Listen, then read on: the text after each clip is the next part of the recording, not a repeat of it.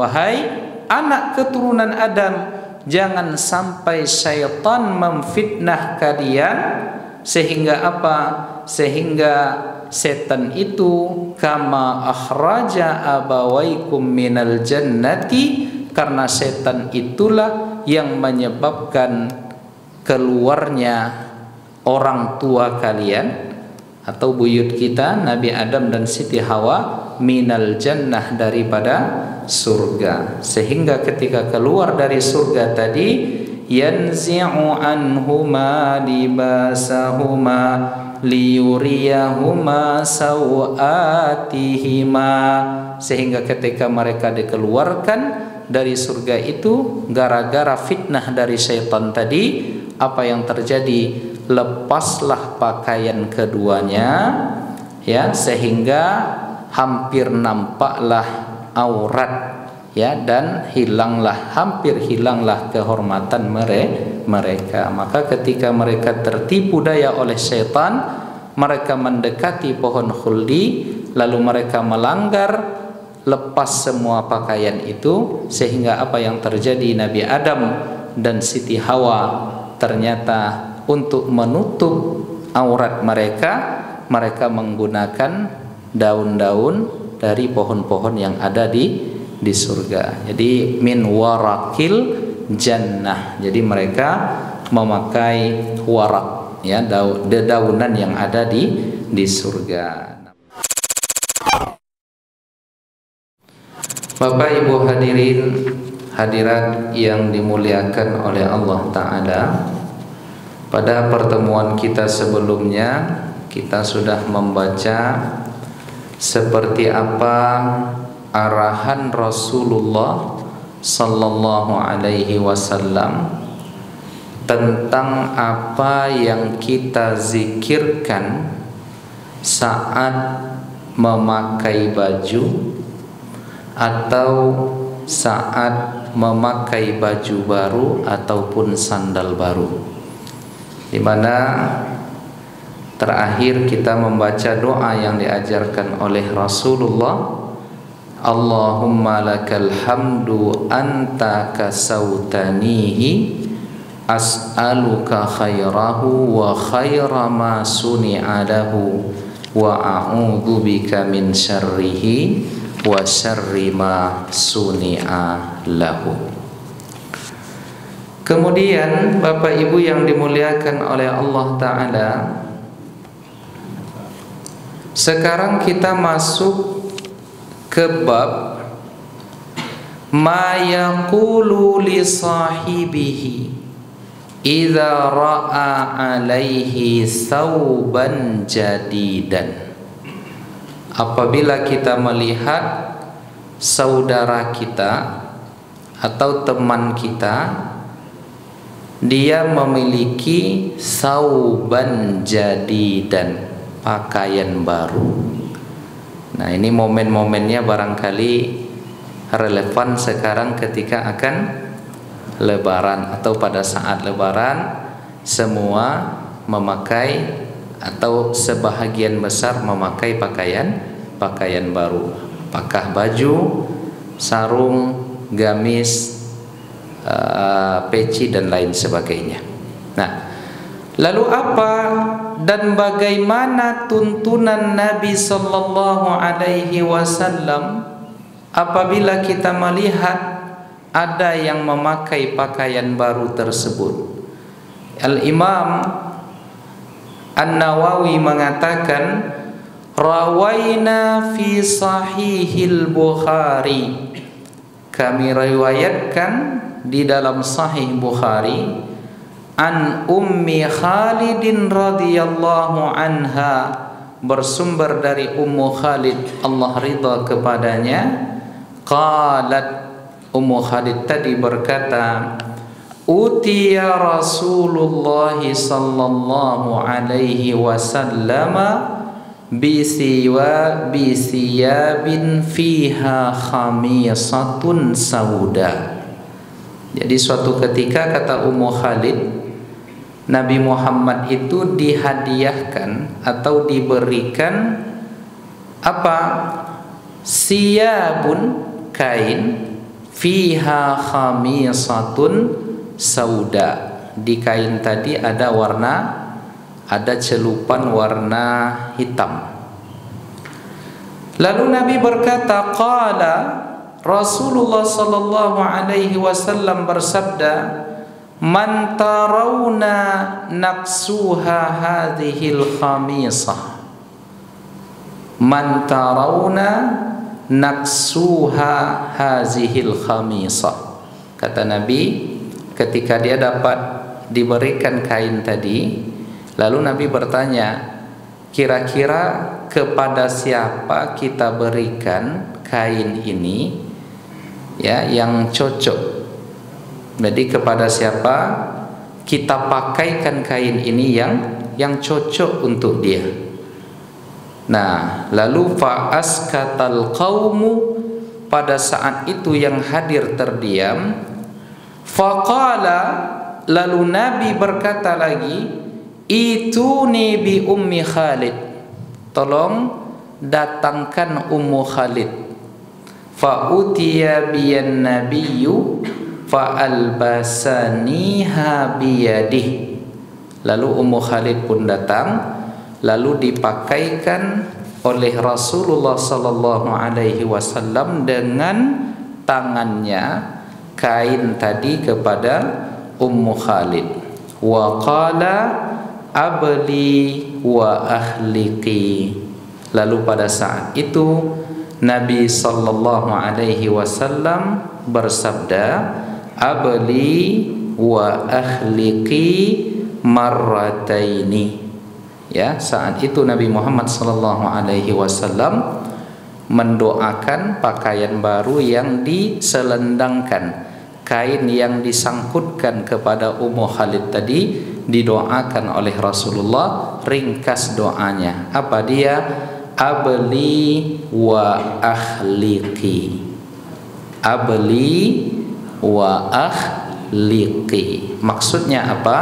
Dua kali sallallahu alaihi wasallam menyatakan kalimat itu, abli, semoga, terjemahan bebasnya, semoga yang dipakai barang baru ini cocok, ya, nyaman, menenteramkan.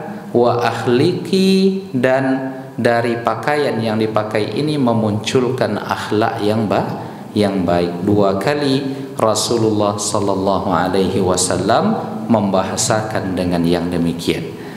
Kalau bahasa bebasnya Bapak Ibu, kita berikan hadiah peci misalnya ke Ustadz Ali. Amin, kata Ustadz Ali. Ini ada tanda-tanda nih Pak. Lalu bahasa bebasnya, semoga bermanfaat ya Ustadz. Kira-kira begitu. Dipakai untuk sembahyang, maka orang yang memberikannya, yang memakai bermanfaat, yang memberi juga mendapat manfaat. Maka oleh karenanya biasanya, ya, dari hadis ini ada beberapa informasi yang bisa kita petik. Yang pertama adalah menghadiahkan pakaian yang bisa dipakai, yang bermanfaat, merupakan bentuk sunnah Nabi dan ketinggian akhlak. Nah, jadi Bapak Ibu yang dimuliakan oleh Allah Ta'ala, maka inilah yang menjadi tradisi di negeri kita ini. Menjelang Lebaran menghadiahkan kain sarung, menghadiahkan ke beberapa orang misalnya yang kita pandang patut untuk mendapatkan itu, kain sarungkah, pecikah, bajukah, dan lain sebagainya. Kenapa?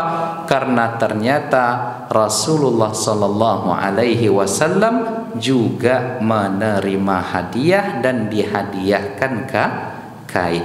Maka saya sering setiap Ramadan atau menjelang hari raya itu Bapak Ibu, di mana-mana pengajian masjid yang rutin saya isi itu selalu kain sarung.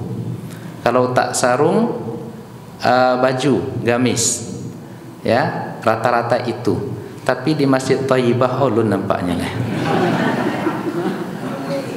Iku apa maksudnya ke Bu Ustaz Ali? Apa maksudnya kan? Nah, tidak bermaksud apa-apa. Ini hanya berkelakar saja. Ya, jadi Bapak Ibu, intinya apa? Ternyata Rasulullah sallallahu alaihi wasallam menerima hadiah. Di antara hadiah yang diterima oleh Rasulullah itu adalah secari kain yang bisa dipakai, dijahit, yang dia gunakan ya untuk keperluan beliau.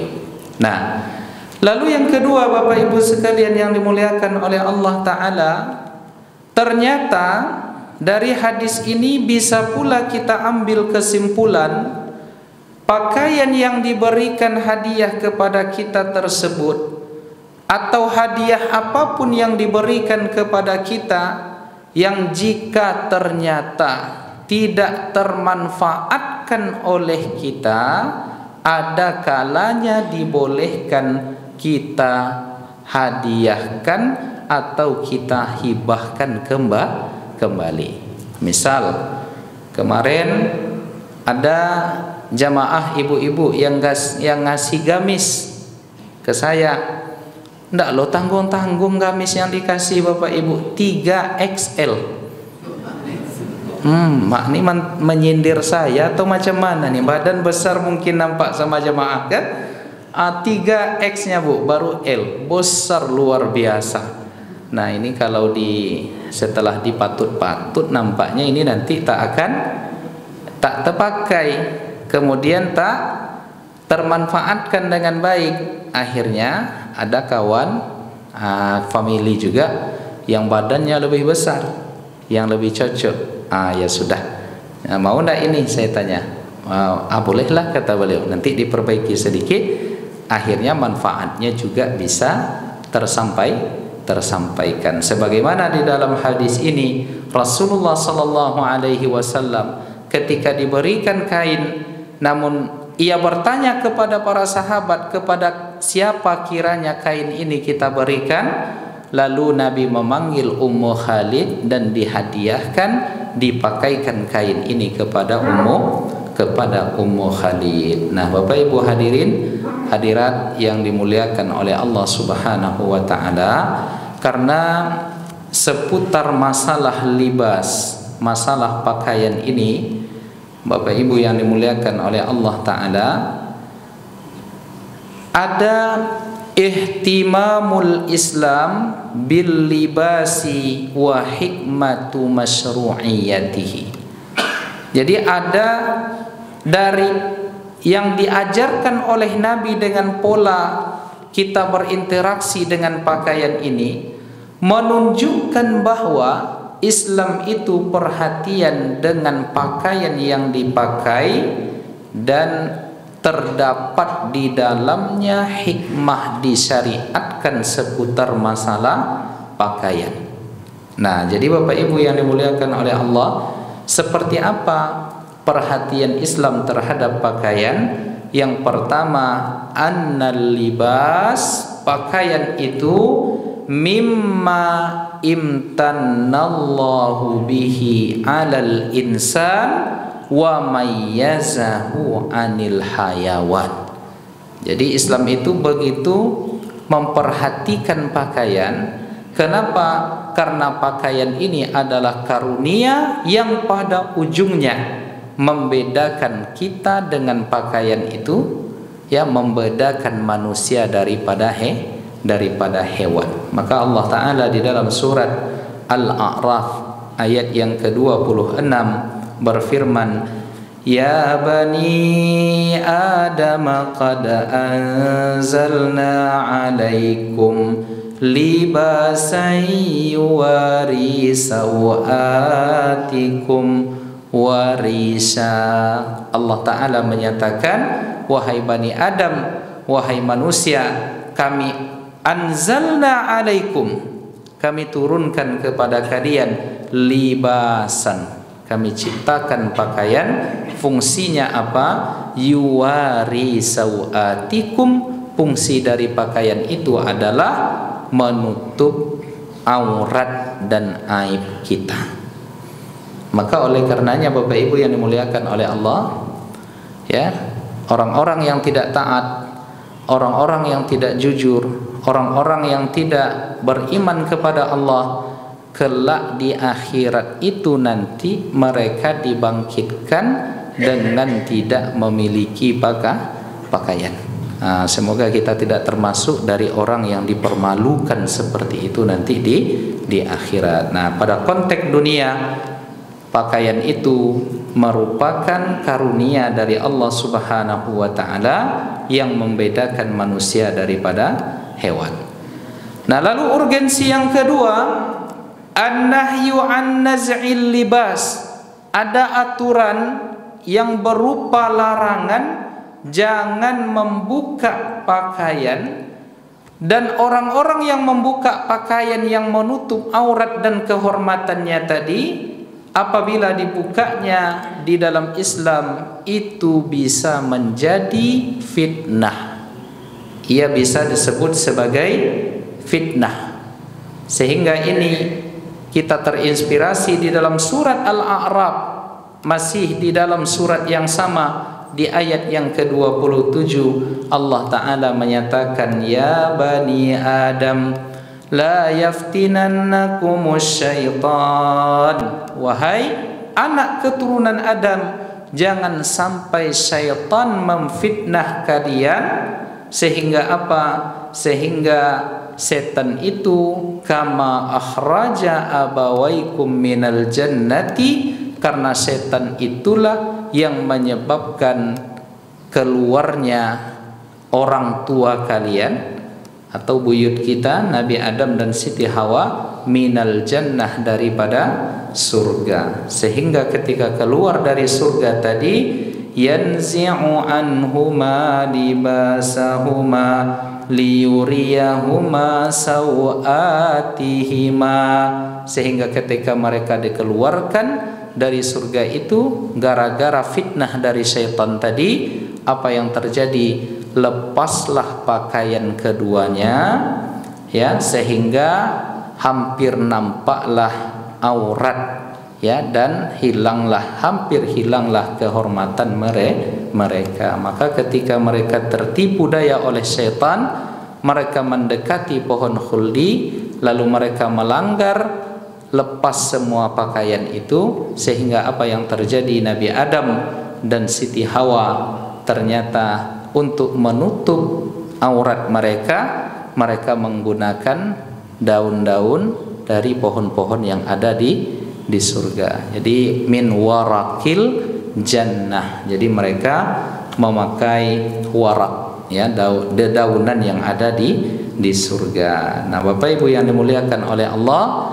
dari tiga itu nampak, atau dari dua hal tadi nampak betapa Islam amat sangat memperhatikan kepada pakaian. Bahkan ketika pakaian itu akan dipakai, atau ketika pakaian itu akan kita manfaatkan, atau ketika melihat orang lain memakai pakaian yang baru, ternyata di dalam Islam ada zikir, ada doa, ada kebaikan yang ingin dititipkan di sana.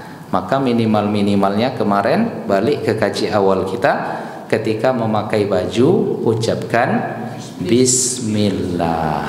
Nah, ibu-ibu memakai mukennah pagi tadi ke masjid ini ada enggak bismillah tadi kira-kira? Atau lupa barangkali enggak? Baca minimal, ya, minimalnya itu adalah membaca bismillah. Nah, lalu Bapak Ibu yang dimuliakan oleh Allah Ta'ala, apa hikmah disyariatkan pakaian ini? Yang pertama, pakaian itu satrun lil aurati, fungsinya adalah menutup aurat. Dan apabila aurat tertutup, hifzun lil a'rad, tujuannya adalah menjaga kehormatan diri, wasiyanatun lil mujtama', dan di situ menjaga masyarakat. Artinya apa? Pakaian adalah lambang atau pertanda peradaban masyarakat. Jadi dia bukan sekedar sebagai penutup aurat, tetapi dia menjadi perlambang peradaban sebuah masyarakat. Nah, di dalam surat Al-A'raf lagi-lagi Allah Subhanahu wa taala menyebutkan fungsi ini, ya bani Adam qad anzalna 'alaikum libasan yuwari sawatikum warisa wa libasut taqwa zalika khairun zalika min ayatillah.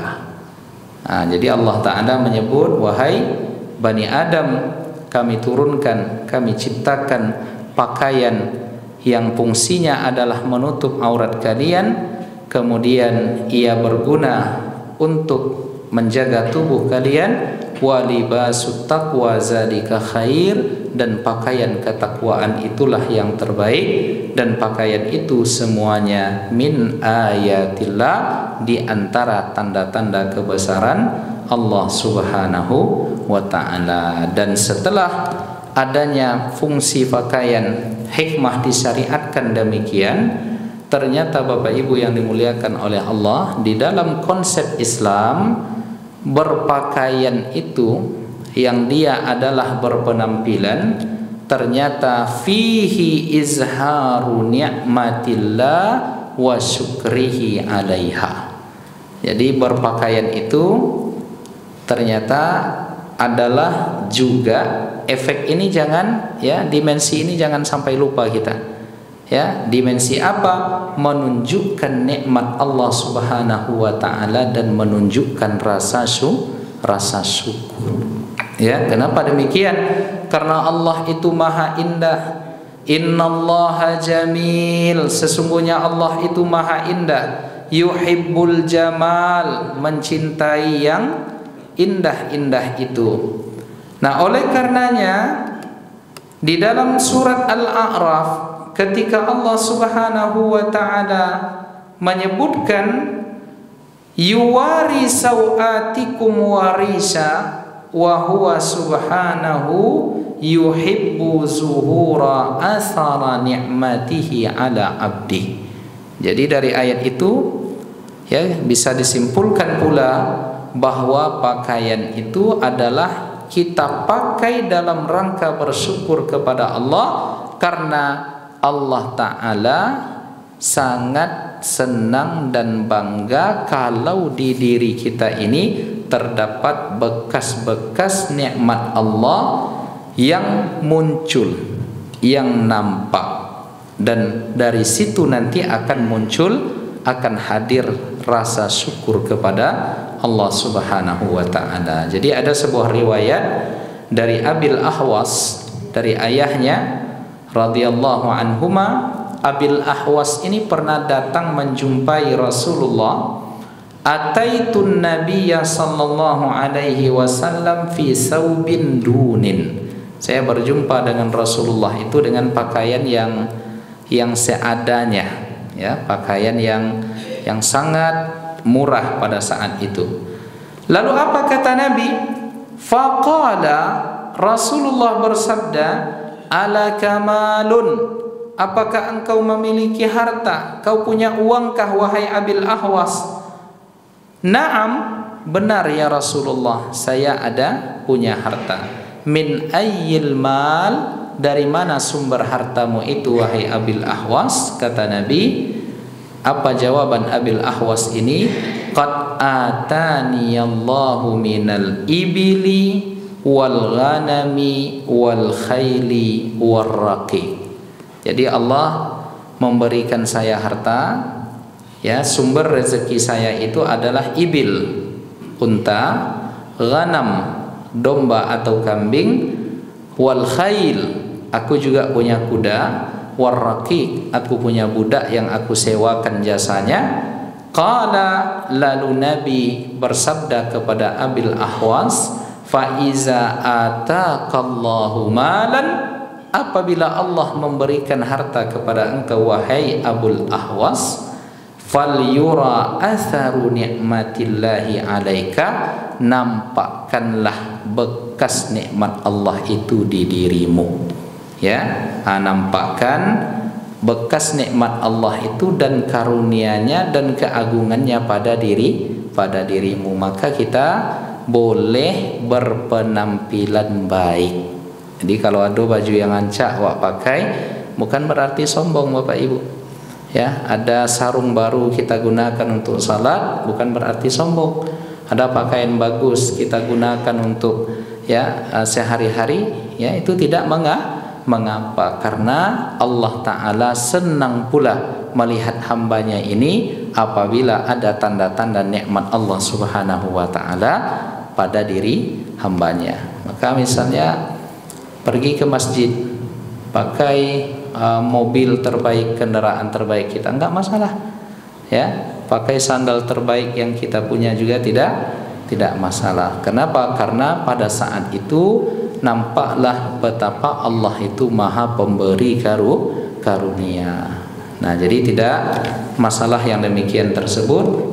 Dan bahkan Nabi SAW menegur jika ada penampilan-penampilan yang tidak menarik. Ketika apa? Ketika ada sahabatnya yang datang menjumpai Nabi, rambutnya sedang acak-acakan. Lalu Nabi bertanya, kau punya sisir apa tidak? Punya ya Rasulullah. Nah kalau begitu tolong disisir rambutnya. Maka berpenampilanlah menarik, itu tidak menafikan tentang tidak ada hubung kaitnya dengan kesombongan, karena sombong itu letaknya di hati. Ketika dengan yang kita pakai itu ternyata kita remehkan orang lain atau kita menganggap diri kita hebat, maka pada saat itu barulah tidak boleh. Tapi kalau kita gunakan, kita pakai dalam rangka mensyukuri nikmat Allah Subhanahu wa Ta'ala, maka itu tidak apa-apa dalam konteks tidak sombong dan tidak berlebih-lebihan. Nah, berlebih-lebihan ini parah juga nih Bapak Ibu. Ya. Ada tas dipamerkan harganya 50 juta. Ya.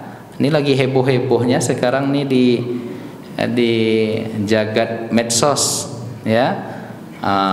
Kenapa? Karena mental hidup gimana membahasakannya?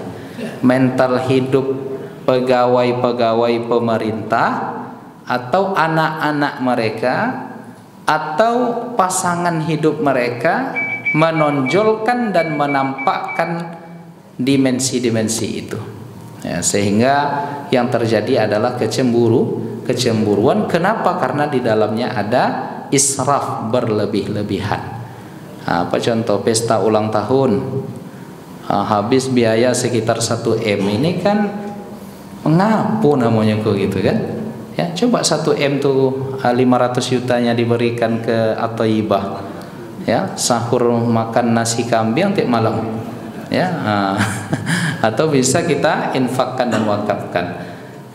Kemudian pesta-pesta pora, ya, ulang tahun, kemudian anak-anaknya menampakkan, ya, hartanya, kemudian istrinya memamerkan sandalnya, harganya berapa harga sandal Bapak Ibu? Ya, ada yang tas 90 juta Pak, ya Allah, ya. Ada, Masya Allah, ya, subhanallah. Semoga itu tidak terjadi kepada kita, yang pada ujungnya adalah bukan lagi menampakkan nikmat Allah, tetapi yang terjadi adalah pamer, yang terjadi adalah kesombongan, yang terjadi adalah berlebih-lebihan. Jadi saya pernah Bapak Ibu waktu berdakwah di Australia ketika 2019 dulu, berjumpalah saya dengan seorang warga Indonesia yang sudah menjadi punya paspor Aussie, sudah jadi orang Australia, sudah sekitar 50 tahun dia di sana. Dulu dia lari ke Australia itu pada saat PRRI. Jadi dia orang Payakumbuh aslinya, gabung dengan PRRI, kemudian dikejar-kejar, akhirnya lari sampai ke Australia. Kemudian di Australia dia menetap di sana, sehingga pada akhirnya dia menjadi warga negara sana. Apa yang terjadi Bapak Ibu? Bapak ini jadi miliarder di sana, orang kaya. Tetapi ketika saya berkunjung ke rumahnya, mobilnya sederhana sekali. Padahal sudah jadi orang kaya. Saya tanya, Pak, kok mobilnya pakai yang ini? Sebenarnya mau juga sih Ustadz pakai mobil kayak gitu, disebutkanlah mereknya, ada uang membelinya. Tetapi untuk saya yang dah tua kayak gini nih, keperluannya ndak yang begitu lagi. Ya, kalau saya pakai yang begitu nanti saya justru israf, berlebih-lebihan. Nah, sekarang saya pakai yang begini karena kebutuhannya. Ya paling saya ke masjid, kemudian pulang ke rumah, tengok bisnis, itu saja. Sudah selesai. Untuk apa saya memakai di luar kebutuhan? Di situ saya belajar konsep kesederhanaan hidup. Ya, padahal dia mampu, dia bisa, tetapi kebutuhannya sudah tercukupi. Masalahnya awak kok kini kebutuhan lah tercukupi, tapi masih pengen apa namanya itu Pak? Pengen gaya, pengen gaya sedikit. Nah, jadi Bapak Ibu yang dimuliakan oleh Allah Subhanahu wa taala, balik kita ke kaji kita tadi, ketika Nabi sallallahu alaihi wasallam memakaikan pakaian tadi kepada Ummu Khalid, doa yang diucapkan oleh Nabi adalah abli wa ahliqi. Ringkas, padat. Jadi Bapak Ibu, ya, itu yang dibahasakan oleh Nabi ketika membahasakan doa zikir, ya, pakaian baru yang dipakaikan kepada Ummu Khalid. Lalu yang terakhir Bapak Ibu yang dimuliakan oleh Allah, pada hadis yang ke-47, wa rawaina fi kitab Ibnu Majah wa Ibnu Sunni, wa rawaina fi kitab Ibnu Majah wa Ibnu Sunni, kami riwayatkan dalam kitab Ibnu Majah dan Ibnu Sunni, an Ibni Umar radhiyallahu anhuma, bersumber dari Ibnu Umar, Allah ridha kepada keduanya, anaknya dan ayahnya. Anaknya bernama Abdullah, ayahnya bernama Umar bin Khattab. Dia dikenal dengan panggilan Ibnu Umar radhiyallahu anhuma. Anna Nabiyya sallallahu alaihi wasallam ra'a ala Umar radhiyallahu anhu thawban. Ketika Nabi melihat Umar bin Khattab memiliki kain atau pakaian baru, lalu Nabi bertanya, ajadidun hadza am ghasil? Wahai Umar, apakah yang engkau pakai ini pakaian baru atau habis dicuci? Karena kalau habis dicuci kan tampak macam, apalagi setelah di laundry, digosok dan lain sebagainya, wangi. Ya, Nabi bertanya kepada Umar bin Khattab, informasi dari anak Ibnu Umar tadi, dari anaknya Ibnu Umar tadi. Nabi bertanya, apakah yang kau pakai ini jadid, baru, am ghasil, atau dia baru selesai dicuci? Lalu Umar bin Khattab menjawab pertanyaan Nabi, bal ghasilun, yang aku pakai ini ya Rasulullah baru dicuci. Lalu apa kata Nabi sallallahu alaihi wasallam? Ilbas jadidan wa ishamidan wa mutsyahidan sa'idan. Nah, itu rupanya doa Nabi kepada Umar bin Khattab. Kalau engkau memakai pakaian baru, maka Nabi membahasakan ilbas jadidan, ya, semoga engkau mendapatkan pakaian baru atau pakailah pakaian yang baru. Lalu setelah itu apa kata Nabi? Ada doanya, wa ishamidan, hiduplah dengan mulia, wa mutsyahidan, matilah dalam kondisi syahid, sa'idan, dan bahagia. Ya. Dan ternyata apa? Umar bin Khattab ini ketika didoakan oleh Nabi demikian, ternyata pada akhirnya dia juga adalah mati syahid. Karena Nabi mendoakan wa mutsyahidan, semoga engkau mati syahid. Maka jika kita kembangkan apa yang dibahasakan oleh Nabi ini, yang ia ajarkan ketika memakai pakaian baru tadi, menunjukkan ada harapan-harapan, doa-doa yang kita mintakan kepada Allah dari pakaian atau bahan baru yang ada melekat di tubuh kita tadi. Ketika kepada siapa namanya, Ummu Khalid tadi Nabi mengatakan sallallahu alaihi wasallam, abli wa akhliki. Lalu kepada Umar bin Khattab Nabi membahasakan ish hamidan wa mutsa'idan wa mutsyahidan sa'idan. Intinya ucapkanlah perkara ungkapan-ungkapan yang baik saat kita melihat ada orang lain memakai pakaian baru. Senangkan hatinya, munculkan doa-doa yang ujungnya nanti menyebabkan orang ini bersyukur kepada Allah. Jadi nampak misalnya Bang kita ini pakai baju baru, baru nampak baju Bang, ya alhamdulillah Ustaz, semoga bajunya berkah. Itu boleh. Jadi pemahaman umumnya adalah ya dari doa-doa Nabi tadi menunjukkan kita mendoakan kebaikan dari pakaian yang dipakai. Tapi jangan sampai nanti ya ungkapan kita tadi membuat haraj orang, tersinggung orang. Jadi ada dulu jamaah kita begini ceritanya Bapak Ibu, ini jadikan pelajaran. Jamaah kita nih guru, kepala sekolah, ya, lalu membeli mobil lah dia, kan mobil baru. Ada jamaah kita ini belum beli mobil, dia juga PNS, guru juga, tapi ya mungkin belum mampu beli mobil. Bertemulah mereka berdua di depan saya. Jadi apa kata jemaah yang satu nih, beli mobil nih sekarang, ya ladape boleh tuh. Kata yang beli mobil, alhamdulillah. Lalu kata bapak yang satu nih, entah SK yang mana lo kadigadaikan tadi itu katanya. Coba tengok, itu kan ungkapan menyakitkan hati. Kalau kamu dilesakkannya kalimat itu tuh saya bungkus Bapak Ibu, dia secampakkan ke sungai Siak. Nih entah, coba apa motifnya Bapak?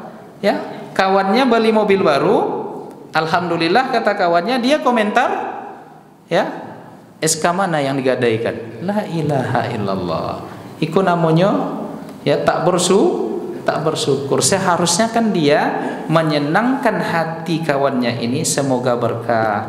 Alhamdulillah ya, yang selama ini berhujan berpanas, kalau dapat mobil tak lagi hujan panas. Yang tadinya kita terganggu pergi mengajar karena hujan, kalau sudah mobil tak terlambat lagi. Alhamdulillah, semoga berkah. Kan elok tak ya doa seperti itu.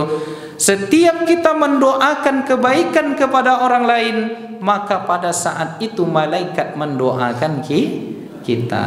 Jadi kita doakan semoga berkah. Kata malaikat, walaka misluhu. Begitu juga hendaknya terjadi kepada yang mendoakan. Jadi ketika kita doakan yang baik, kebaikan itu untuk kita. Ketika kita harapkan yang baik, harapan kebaikan itu lengket juga kepada kita, karena ada malaikat yang mendoakan. Jadi ungkapan Nabi abli'i tadi, wa akhlifi, atau ungkapan Nabi wa ishamidan wa mutsahidan sa'idan, semuanya itu menunjukkan kala kita melihat yang baru, doakan yang baik, yang baik-baik. Jangan dicari-cari, ini SK yang mana yang digadaikan, ini hutang ke bank mana, itu tidak perlu. Itu nak kau jawab dah Bapak Ibu. Ya, jelas Bapak Ibu. Biasanya yang muncul kalimat seperti itu karena apa? Iri, hasad, dan karena kacau hati kita kalau sudah seperti itu. Ya, kalau orang iri ini adalah orang yang paling menderita di bumi ini, Pak. Ya, orang iri, hasad, dengki adalah orang yang paling menderita di muka bumi. Dia tak bisa tidur ketika orang lain mendapat nikmat. Yang rugi siapa? Ilaha illallah. Maka jangan sampai seperti itu. Maka prinsipnya yang diajarkan oleh Nabi dari ya cerita Ummu Khalid dan Umar bin Khattab tadi menunjukkan kita ikut senang ketika ada nikmat yang menyapa saudara kita, lalu didoakan dengan kebaikan. Pada saat kita mendoakan kebaikan, balik pula lah doa itu kepada kita sendiri. Kan nikmat jadi orang Islam nih Bapak Ibu. Nikmat kalau hati kita lapang, damai kita ketika perasaan kita tadi tidak terpengaruh oleh suatu apapun. tentang masalah dunia ini, karena sering mengganggu hati kita ini hanya masalah-masalah dunia ya. Orang punya mobil kita yang rusuh ya, orang punya aduh ibu-ibu, saya membina pengajian dulu, ada ibu tuh pakai telekung baru, dikomentari sama ibu, macam-macam lah ya. Jadi kepo-kepo, komentar-komentar. Kadang kalau orang yang nanya-nanya kayak gitu tuh perlu pula nampaknya kita agak serang balik dia, Pak. Ya, ditanya-tanya, di mana belinya nih, berapa harganya, SK mana yang digadai. Perlu pula kita serang balik dia. Macam mana caranya? Kamu nanya. Bilang kayak gitu. Kamu nanya, kamu bertanya-tanya. Ya, perlu kita, kalau bahasa kampung kami, dibolokkan sedikit ya, supaya dia sadar. Jadi Bapak Ibu yang dimuliakan oleh Allah, itulah arahan-arahan kenabian yang pada ujungnya adalah bagaimana kita melapangkan hati kita, ikut senang dan mendoakan kebaikan kepada orang lain.